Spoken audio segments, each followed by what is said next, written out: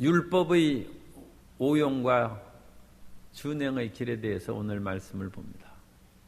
이스라엘 백성들이 하나님의 법을 안다 하면서도 하나님의 법대로 살지 않았습니다. 그 법이란 말이 조금 우리에게 부담이 되는데, 이 하나님의 법은 하나님의 뜻입니다. 하나님의 뜻이요 하나님의 말씀입니다. 그래서 하나님의 말씀을 알면서도 그 말씀의 진짜를 지키지 못했다는 거예요.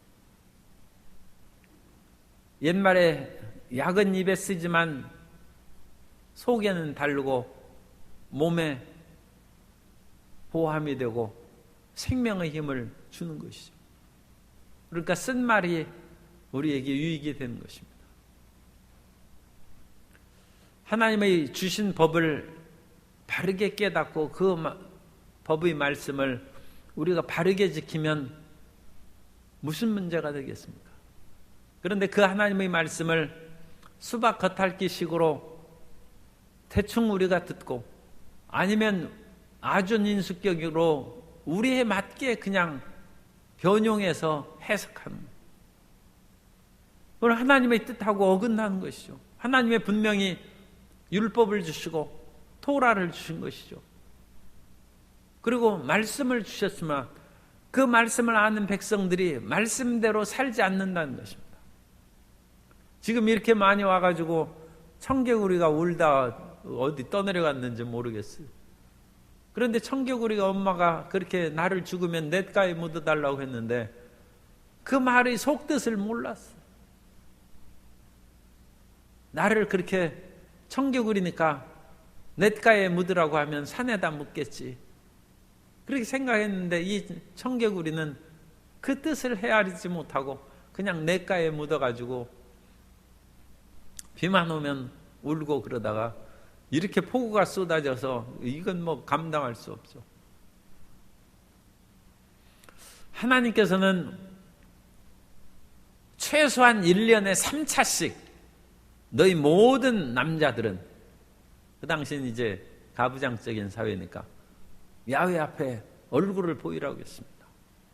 예루살렘에 사는 뿐만 아니라 갈릴리의 저 남쪽 부엘세바에서부터 저 북쪽의 단에 이르는 그 사람들이 1년에 3차례씩 예루살렘에 오려면 길게는 한두 달, 뭐 그렇게 두세 달 없애버려야 돼. 열심히 매일같이 일해도 먹고 살기 힘든데 뭐 고대 세계에 뭐 직장 더 없죠. 그런데 그와 같이 하나님께 여러 번 찾아오기가 쉽겠습니까? 하나님은 그렇게 했어요. 찾아오라는 것입니다. 그리고 하나님께서는 찾아오되 빈손으로 오지 말라고 했습니다. 하나님 앞에 빈손 들고 오지 말라는 것입니다. 그것은 하나님을 사랑하고 세상 일에 마음 뺏기지 말고 내 물질이 있는 곳에 내 마음도 있으니까 정성껏 섬기라는 하나님의 뜻인데, 그래 하나님이 그러면 돈을 좋아하시는가? 그래서 이스라엘 백성들이 무수한 재물을 11절에 가져오고 순양의 번제와 살찐 짐승의 기름에 배불렀고 숫송아지, 어린 양, 순념소의 피, 온갖 재물을 그렇게 드리는데 그게 껍데기죠. 하나님께서 재물을 잡수시겠습니까? 그 향기를 주님께서 맡으시겠습니까? 하나님은 영이신데 아무리 맛있는 음식 냄새가 난다 할지라도 그것이 하나님께 무슨 유익이 되겠습니까? 그런데 인간이 인간적으로 생각해도 그냥 하나님께서 뭐 그런 것을 좋아하시는가 보다 그렇게 하는데 마음이 없어요. 그것은 가인의 예물입니다. 가인이 제물을 드리되 하나님께서 받지 않으셨어요. 왜냐하면 가인은 곡식의 소산을 드렸지만 마음이 없어요. 하나님이 안 받으셨어요. 아벨과 그 제물을 받으셨다고 했어요. 가인과 그 제물은 받지 않으셨어요. 사람의 마음이 따라가는 제물이어야 되는데 이스라엘 백성들이 하나님께 와서 제물을 드리고 그와 같이 예배드리라는 그 말만 듣고 그냥 오는 것입니다. 주님이 기가 막힌 것이죠. 너희가 와야 내 마당만 밟을 뿐이다.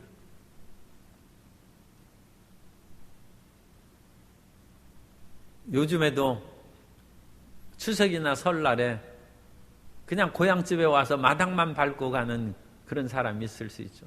부모님이 차마 그런 얘기 안 해서 그러는데 하나님께서도 하시니까 부모도 마음을 달라고 자식에게 얘기해야죠. 그렇게 마당만 밟고 가지 말고 마음을 바쳐야 되지 않겠냐. 그런데 하나님은 선지자를 통하여 이 하나님이 그런 말씀 안 하시면 우리는 평생 모르는 거예요. 재물 그런 것도 필요 없고 마당만 그렇게 밟고 그러지 말라는 것입니다. 그러면서 하나님께서 극단적인 선언을 하십니다. 헛된 재물은 다시 가져오지 말라. 심지어 분양은 내가 가증히 여기는 것이요. 또 그 뒤에 15절에는 너희가 손을 펼 때 내가 내 눈을 너희에게서 가리고 너희가 많이 기도할지라도 내가 듣지 아니한다.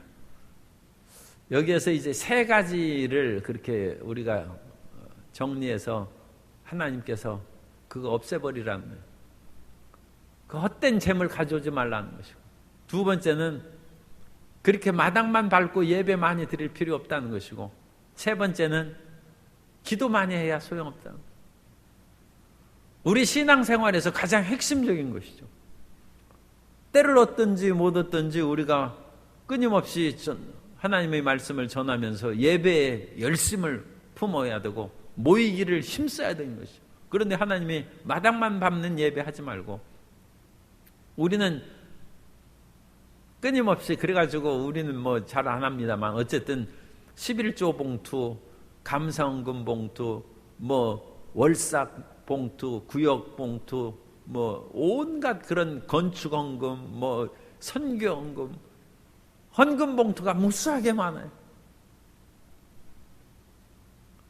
그런 것은 다 재물 드리는 것이죠. 온갖 그 여기에 무수한 재물, 순양, 번제, 살찐 짐승, 기름, 종류가 다르죠. 숫송아지 피, 어린 양 피, 순염소의 피, 온갖 재물을 각양 제목을 붙여가지고 그렇게 바치고 또 그걸 요구한다. 그런데 그걸 요구한 사람이 누군지는 여기에서 얘기 안 했는데, 누가 너희에게 요구하였느냐? 12절에. 그러니까 하나님은 요구 안 했다는 것이죠. 하나님은 그렇게 무시한 거 요구한 적도 없어. 그런데 우리는 각양 예물을 드리고 또 온갖 성회, 월삭, 안식일, 대회로 모이는 것, 성회, 거룩한 그런 모임으로 또 모이고, 그런 것 내가 견디지 못하겠고, 14절에 보면 월삭, 이 초하루죠. 초하루, 정한 절기, 우리가 각종 절기 또 그런 행사 일정 연간 계획이 있지 않습니까? 그런 것도 하는데 하나님이 싫다는 거예요.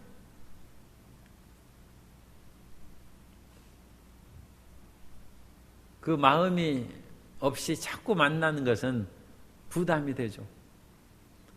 그 사람은 자꾸 찾아와요. 왜 찾아오느냐? 어떤 취직 자리를 얻는다든지 승진시켜달라고 자꾸 찾아와요.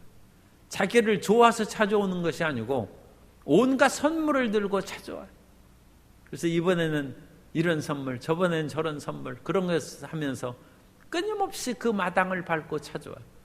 그런데 정작 그 만나는 주인은 싫어. 그 모든 것이 무거운 짐에. 왜? 자기를 사랑해서 오는 것이 아니라 지금 취직시켜달라는 것이고, 우리가 그건 참 중요한 일이죠. 우리 자신으로 보면 참 중요하고 꼭 필요한 것이지만, 상대방의 입장에서는 이 부정 취직시켰다가는 자기 자식도 취직시켰다가는 그 의원에서 떨어지고 뭐 장관 그런 자리에서도 물러나는 그런 세상 아닙니까? 그런데 남을 그렇게 부정 취직시켜가지고 실력 있으면 자기가 시험 봐가지고 공개 채용해서 합격해야지, 그거 다른 사람 점수 다 위조해가지고 떨어뜨리고 그거 있을 수 없죠. 그런데도 계속 찾아와. 그러면서 계속 분양을 기도하는 것이죠. 그 손을 펴고 이 손 들고 기도하는 것입니다. 너희가 많이 기도할지라도 끊임없이 그걸 와서 부르짖는 것이죠. 하나님이 지치고 싫다는 것입니다.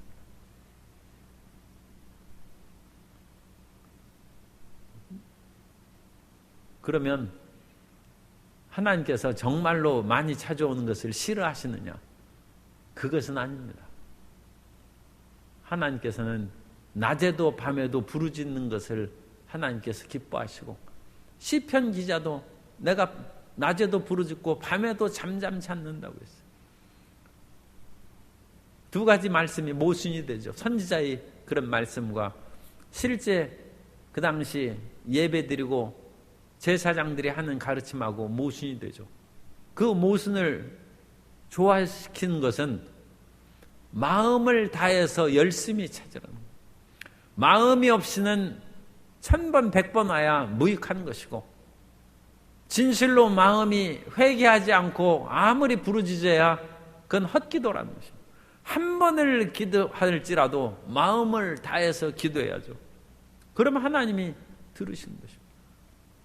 단 한 번의 기도를 통해서 천국 간 사람이 십자가 강도 아닙니까? 그 강도가 무수한 나쁜 짓 저질렀으니까 결국은 십자가에 달리는 사형을 받은 것이니까 이건 상당히 심각한 죄입니다. 형편없이 살았어요. 그런데 마지막에 죽을 때 예수님, 주님 나라에 갈 때 나를 기억해달라고 했어요. 예수님이 그거 들어주셨어요. 오늘 내가 나와 함께 낙원에 있으리라. 무수한 재물을 안 드렸어도 옥합을 깬 여인 또는 옥합을 깬 그 마리아는 나의 복음이 전하는 곳마다 이 여인의 이름을 기억하라고 했어요. 아니 주님, 제가 이와 같이 무수한 재물 드렸는데 주님께서는 그런 거 알지도 못한다고 하시는데, 이 여인의 한 번 드린 그 기름 부음은, 이 옥합을 깨뜨린 것은 세세토록 그걸 기념하라는 거예요. 드리려면 제대로 드려야죠. 마음을 해서 드리는 거예요. 삭개오가 여리고의 그런 세리장입니다. 그러니까 세리는 오늘날처럼 그게 하청받은 직업입니다. 로마에서는 1000만 원을 그 지역에서 그 세금으로 받으려면 그 지역의 사령관 또는 그 분봉왕에게 명령을 합니다. 제국에서 이 지역에서 1000만 원 세금 걷어서 바치라. 그러면 그 분봉왕은 자기가 세금 걷으러 갈 수 없으니까 그 지역에서 유능한 일꾼들, 소위 말해서 세리입니다. 세리들에게 1200만 원 걷어서 바치라고 합니다. 왜냐하면 그 왕은 또 손실이 있을 그런 것을 대비해서 로마에는 1000만 원 바치지만 200만 원이 여분으로 필요합니다. 그럼 1200만 원을 세리들은 거들어 다닐 때 또 자기들도 이렇게 지나가다가 홍수 피해가지고 그 가져온 물건이 떠내려갈 수도 있으니까 1500만 원을 걷어야 돼. 그런 세리들이 열심히 일해가지고 그렇게 모으는데 세리장이 됐으니까 상당히 500만 원을 더 걷어야죠. 로마에서 원하는 것보다. 그러니까 무리한 일을 행할 수 있어요. 그런데 그 삭개오가 세리장까지 됐어요. 그런데 그 삭개오가 한 번 예배 드리는 거예요. 예수님께서 오늘 내가 내 집에 유해해야 되겠다 하면서 예수님이 그 집에 입했을 때 한 번 예배 드리는데 삭개오의 마음이 180도 변했어요. 주님께서 오늘 이와 같이 제 집에 오셔서 예배 드리고 찬양할 수 있는 축복을 주셨사오니 내 재산의 절반을 가난한 사람에게 나눠주겠습니다. 한 번 예배 드려도 삶이 변화돼요. 그것이 중요하다. 그러므로 오늘 삭개오도 아브라함의 자손이다. 오늘 이 집에 구원이 임했다는 것입니다. 오늘 이 말씀을 드리면서 우리가 상당히 부담이 되면서 또 하나 희망이 있어요. 무슨 희망이냐? 하나님, 제가 그래도 온갖 그런 헌금 드리고 11조 드리고 각양 그런 그 초하루 헌금도 드리고 자녀들이 생일 때마다 감사헌금 드리고 온갖 그런 예물을 드렸는데도 별로 잘 된 것이 없어요. 또 하나님, 특별 새벽기도 나오죠. 수요 예배 나오죠. 금요 비전 예배 나오죠. 주일 예배는 말할 것도 없고 또 각종 성회에 빠짐없이 나오죠. 그런데도 불구하고 내 인생이 그렇게 행복하고 기쁘지 않아요. 주님, 제가 새벽에도 부르짖어 기도하고 같이 우리 모이는 그런 기도회에도 빠짐없이 참여하고 끊임없이 손을 들고 부르짖는데 많이 기도했는데도 별로 응답이 없어요. 그런 분은 해결책이 있어요. 그 해결책은 16절과 17절입니다. 너희는 스스로 씻으며 스스로 깨끗하게 하여 내 목전에서 너희 악한 행실을 버리며 행악을 그치고 선행을 배우며 정의를 구하며 학대받는 자를 도와주며 고아를 위하여 신원하며 과부를 위하여 변호하라 하셨느니라. 예배드리고 나가면서 사람들을 긍휼히 여기는 사랑의 손길을 베풀고 스스로 씻으며 스스로 깨끗하는 것은 자기 자신을 그 죄악에서 돌이키라는 것입니다. 둘째 아들이 특별히 누가 그 권면한 그런 얘기 없죠. 그런데 돼지를 치면서 죽을 지경이 되자 주엽 열매까지 주는 자가 없어요. 스스로 돌이켜서 하나님, 제가 이제는 이런 식으로는 못 살겠습니다. 내가 하늘과 아버지께 죄를 범하였으니 내가 돌아가야 되겠다. 스스로 씻고 돌이키라는 거예요. 수없이 누가 다른 사람이 권면해도 사람들은 자기 고집이 있어서 잘 안 듣습니다.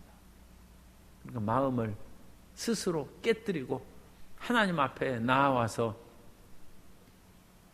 바르게 살고 정직하게 살고 올바른 저울추로 상거래를 하고 그러면 하나님이 은혜를 주신다. 하나님과의 관계에서는 지금 굉장히 열심히 했어요. 예물 많이 드렸죠. 예배 많이 드렸죠. 기도 많이 드렸죠. 그런데도 응답이 없어요. 그것은 사람에게 잘못해서 그렇습니다. 왜냐하면 하나님은 세상을 사랑하사 독생자를 주신 분입니다. 너희가 이 작은 자에게 한 것이 곧 내게 하는 것이다. 가난한 자를 멸시하는 것은 그를 지으신 하나님을 멸시하는 것이다. 하나님은 사람을 소중히 여기시고 그러므로 우리가 하나님 앞에는 내가 웬만큼 했다. 그런데도 일이 잘 안 풀려요. 사람에게 잘못해서 그렇습니다. 가정에서 잘해야 되고 직장에서 잘하고 사람에게 사랑받고 칭찬받는 사람이 그건 거짓되게 쇼하고 그러면 안 되죠. 진짜 사람들이 칭찬하는 그 사람은 하나님이 도와주십니다. 사람이 손가락질하는 사람은 하나님께서 복을 안 주십니다. 7 집사를 피택할 때도 성령 충만하고 사람에게 칭찬받는 7 집사를 피택했다. 이 사람의 그 지적이 그게 예산 일이 아닙니다. 물론 우리가 잘해도 우리를 모함하고 나쁘게 하는 사람들이 세상에는 항상 있어요. 그런 사람 두려워할 거 하나도 없어요. 까닭 없는 저주는 참새이 지저귀는 것 같아요. 그런 것은 필요 없는 거예요. 그러나 까닭이 있어요. 우리가 남을 무시해, 교만해, 그리고 진실되지 못해. 그러면 앞길이 안 열린다. 많이 기도할지라도 소용없어요. 아무리 재물 드려도 필요 없어요. 예배 끊임없이 드려도 하나님 안 들으신다. 사람한테 올바르게 하라는 것입니다. 그게 선지서의 그런 핵심입니다.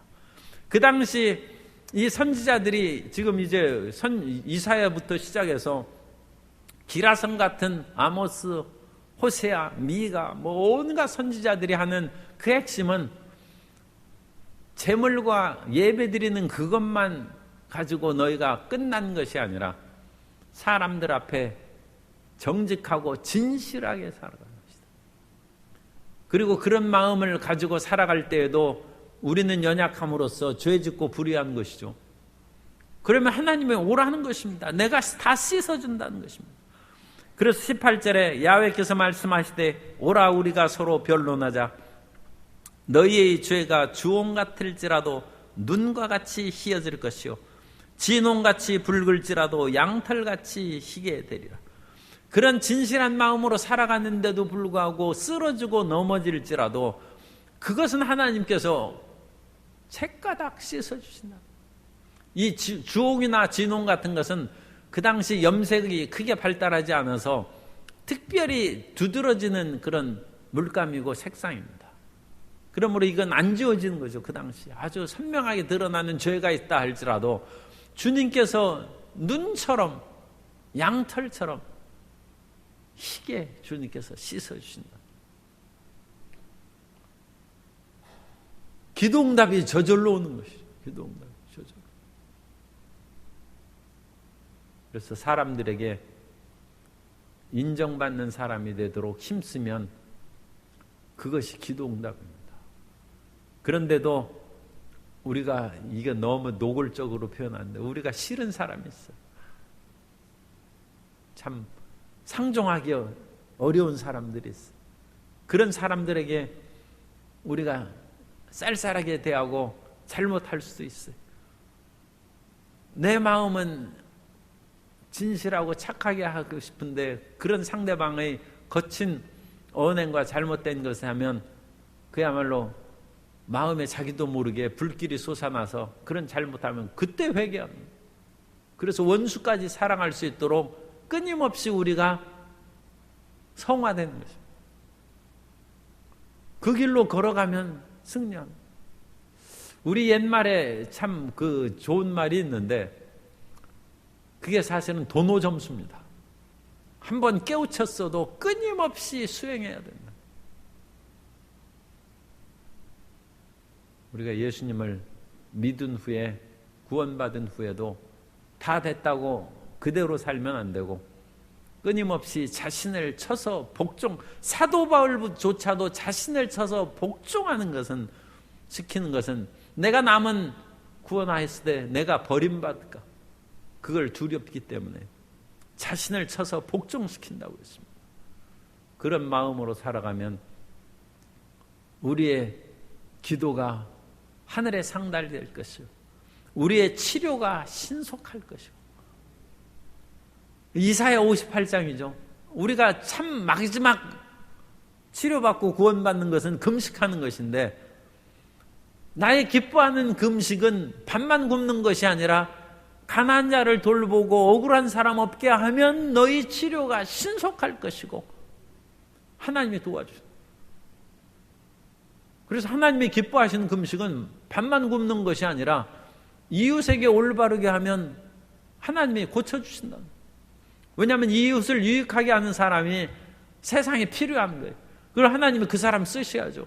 쓰시려는데 왜 안 고쳐주겠어? 그러니까 치료해 주신다.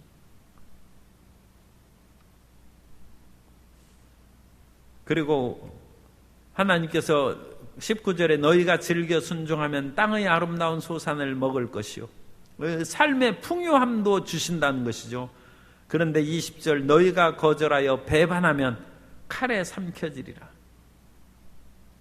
고집부리고 끝까지 그 말씀을 안 들으면 결국 죽는다는 것입니다. 오늘 예수님 믿는 것이 참 간단하죠. 간단하죠.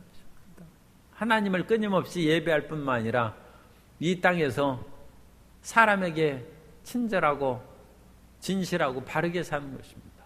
그렇게 살면 하나님이 어련히 알아서 너희를 도와주지 않겠느냐. 그런데 하나님한테만 잘 보이고 사람한테는 요거도 손가락질을 당하면 하나님께서도 외면하신다는 것입니다. 그것을 마음에 기억하셔서, 물론 또 이런 말씀을 부드럽게 얘기할 수 있고 표현할 수 있는 길이 여러 가지 있어요. 그런데 그런 쓴 약을 설탕 바른 것만 너무 생각하지 말고 이사야서 1장 이사야 공부할 때는 그 말씀을 그대로 받으시기 바랍니다. 그래서 그 말씀대로 마음을 돌이키면 하나님의 축복이 충만히 임하게 될 줄로 믿습니다.